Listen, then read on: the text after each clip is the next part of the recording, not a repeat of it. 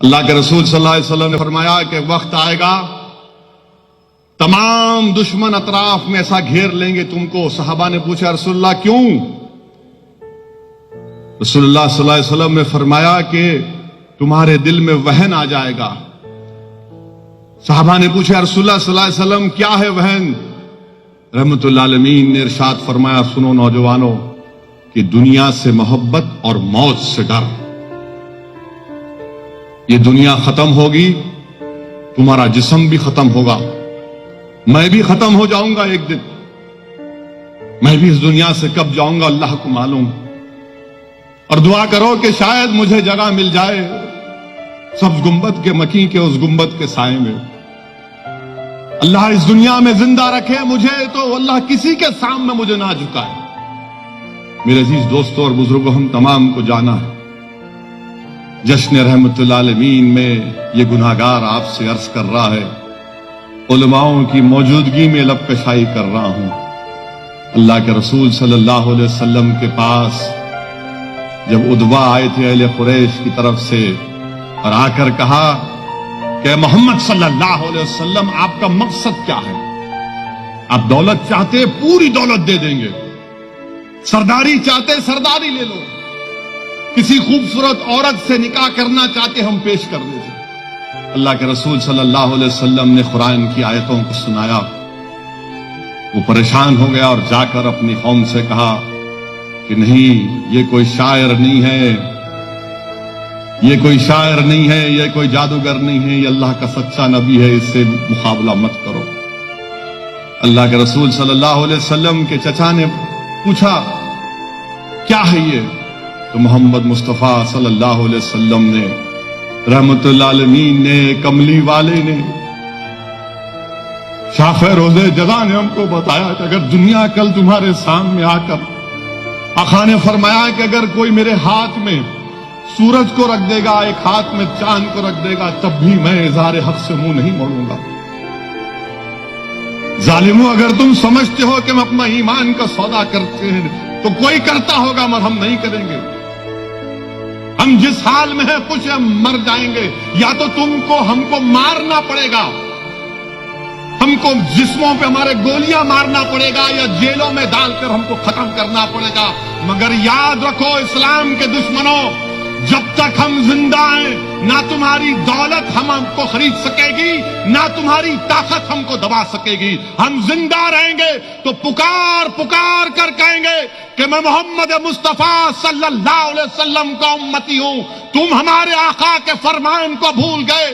اگر کوئی منافق بھول گیا تو بھول جائے، مگر ہم نہیں بھولیں گے. تم ساری دنیا کی دولت لا کے دے دو مگر ہم اپنے دین کا سودا نہیں کریں گے.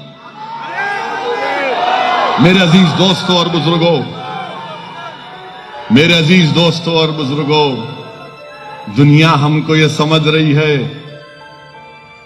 کہ خرید لو، اس کی آواز کو خرید لو. نہیں میرے عزیز دوستوں، یہی دارالسلام اسی جگہ پر جہاں پر میں کھڑا ہوں، آج اسد الدین اویسی اپنے والد مرحوم میرے سیاسی قائد سالار ملت کے اس تقریر کے جملے کے الفاظ یاد آ رہے ہیں کہ مرحوم قائد سالار نے کہا تھا کہ ہم نے کلمہ پڑھ کر اپنی زندگیوں کو جنت کے عوض بیچ دیا ہے، ابھی اللہ جانے کیا کر لے ہم سے. ہم مقابلہ کریں گے میرے بھائی، میں جانتا ہوں کیونکہ میں حالات کو قریب سے دیکھتا ہوں. میں جانتا ہوں کہ کیا کیا سازشیں ہو رہی ہیں، مگر ایک ہی چیز ہے جو مجھے لے کر آگے بڑھتی ہے اور جو ذمہ داروں کو آگے لے کر بڑھتی ہے کہ اللہ کی ذات پر اٹوٹ توکل کرنا اور ہمیشہ مصائب میں، برے وقت میں، تکالیف میں اللہ کے رسول صلی اللہ علیہ وسلم کا وسیلہ دے کر بھیک مانگنا، اہل بیت کا وسیلہ دے کر بھیک مانگنا، امام حسین کا وسیلہ دے کر بھیک مانگنا، شہزادی جنت کا وسیلہ دے رہا. میرے بھائی، یہ تاریخ ہمارے سامنے ہے، تو اس لیے نوجوانوں مایوس مت ہو. ہمت سے کام لو، دین پر چلو، اسلام پر قائم رہو، مسجدوں کو آباد رکھو، شریعت پر چلو، شریعت پر چلو۔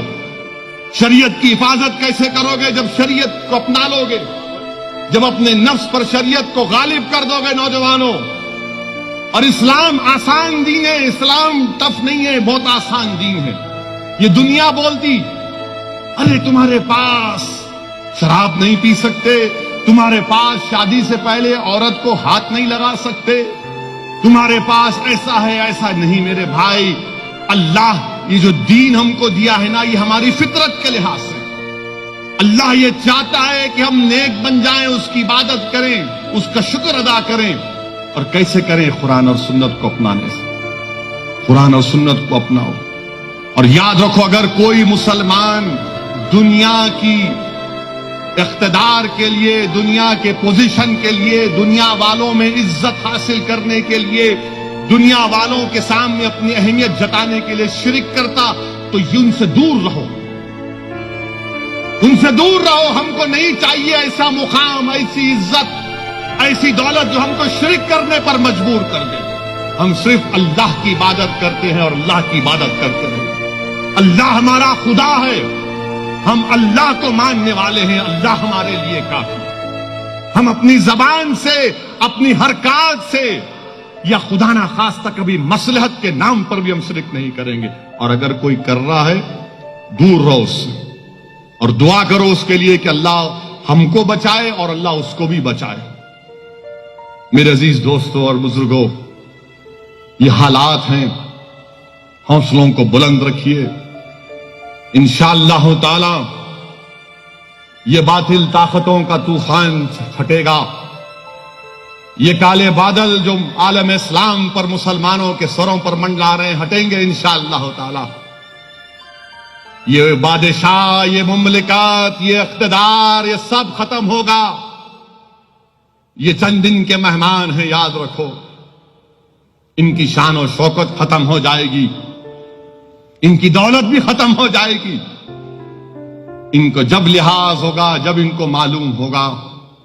دعا کرو ان یمن کے مظلوموں کے لیے جو آج تڑپ رہے ہیں۔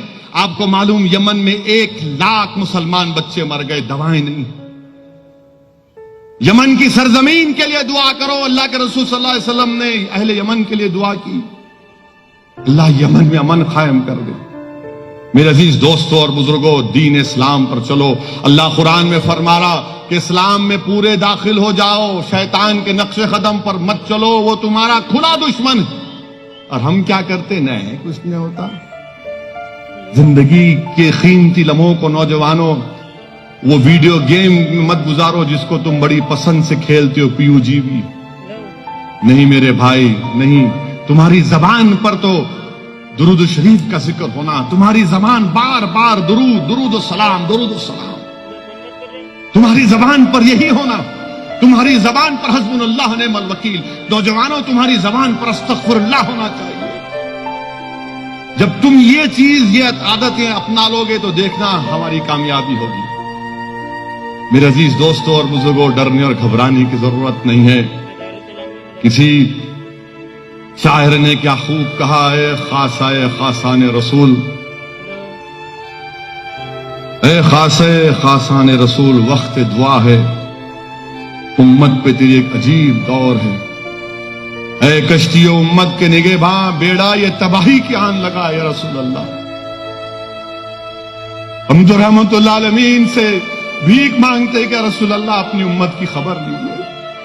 ہم اللہ سے بھیک مانگتے ہیں کہ پروردگار، ہم تیرے حبیب کی امت ہے، ہماری لاج رکھ لے، ہماری لاج رکھ لے بس۔ اللہ ہم کو جب تک دنیا میں رکھے، ہم اس کے دین پر رہے، اللہ ہم کو شرک سے دور رکھے، اللہ ہم کو رسول اللہ صلی اللہ علیہ وسلم کی سنت پر عمل کرنے کی توفیق عطا فرما۔ میرے عزیز دوستوں اور بزرگوں، جو لوگ دین کے لیے کام کر رہے ہیں ان کے لیے دعا فرمائیے، جو لوگ اسلام کی سربلندی کے لیے کام کر رہے ہیں ان کے لیے دعا فرمائیے، جو لوگ باطل طاقتوں سے مقابلہ کر رہے ہیں ان کے لیے دعا فرمائیے۔ دعا فرمائیے کہ اللہ ہم کو کامیاب کرے،